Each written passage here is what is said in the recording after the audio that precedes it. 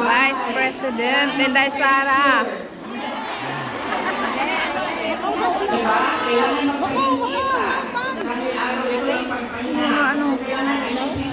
Bakaw daw. Yung ano, pangaw, sayo. Langyaw.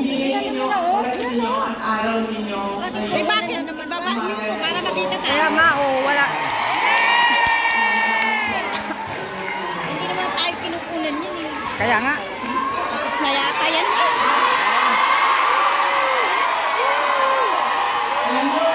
Kanina, abang naglalakad ako, kasi malapit lang kami, so naglakad lang kami. Ang ganda ng weather ninyo dito sa Hong Kong, no? Nakakaganda siya ng kutis.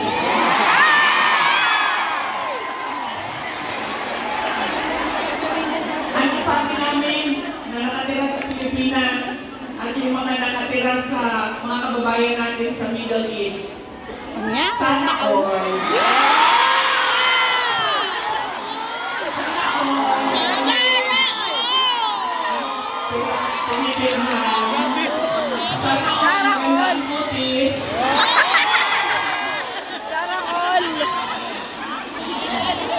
Kaya, gusto din yan sa dapat ninyo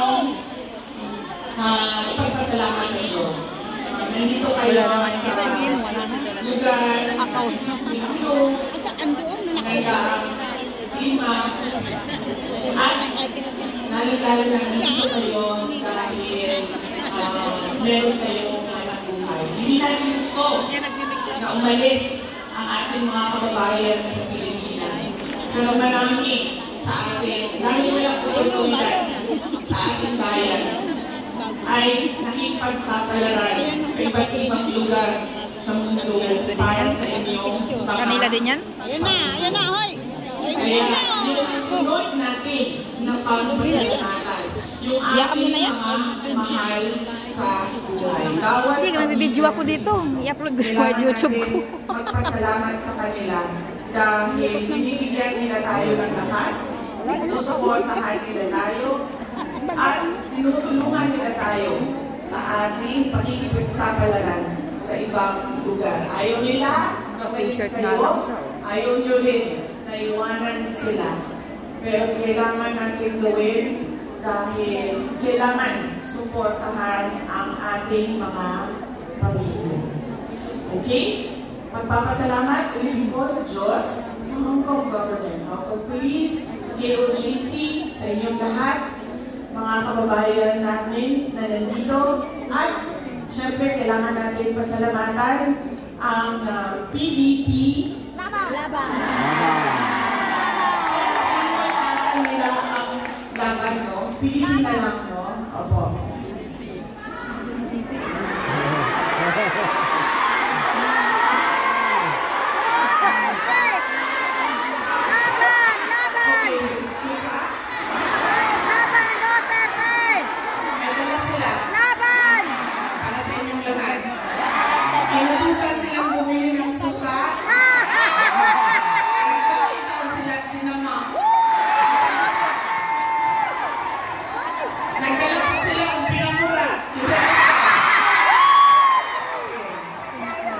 Pinapurat na suka. Sa Lechon Macao, pinapurat.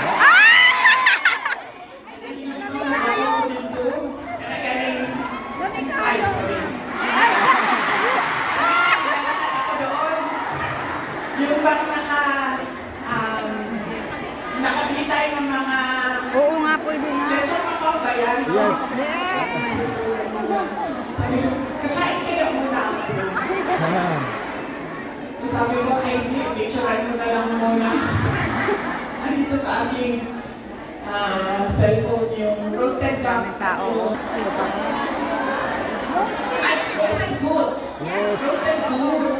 At, tikman ko nga yun. Masarap! Yung parang lechon mo ka. Bagay sa suha.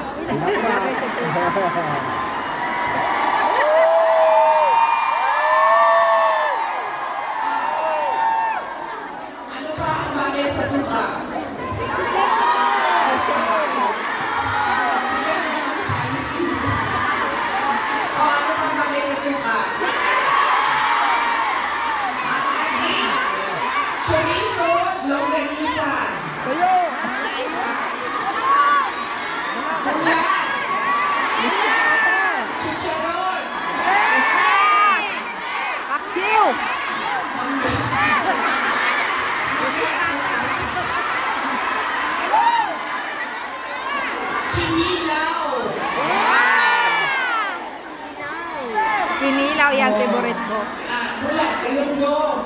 Yes. Diba?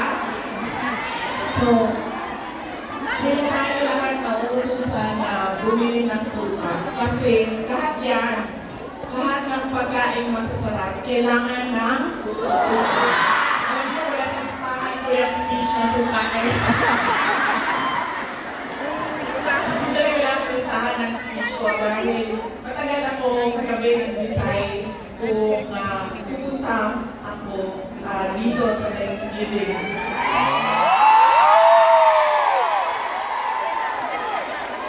Kaya wala akong listahan ng speech. Pero yes, alam nyo, marami siguro sa inyo ang natutusan na bumili ng suka at mantika, suka, ganyan. Yung ano ay bata pa.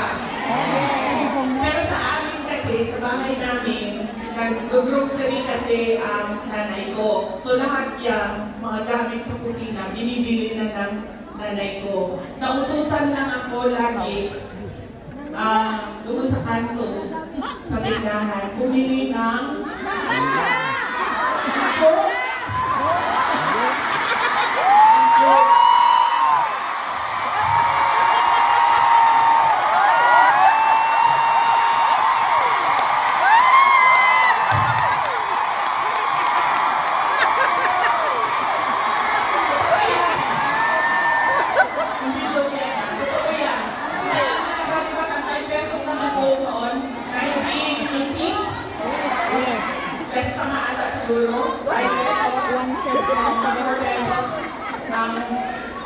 nasa nabote ng Coke yan? Si Madam Yu, may Coke. Sayang, hindi ako nag-Coke. Yan yun. Pero totoo yun ha, hindi Coca-Cola ha. Kasi kayo naman. Sinabi ko. Tapos wala pang ano noon, wala pang 1.5 liters. Litro lang yan. Litro lang yan ang mga panahon natin. So, sana tayo. Magpapasalamat.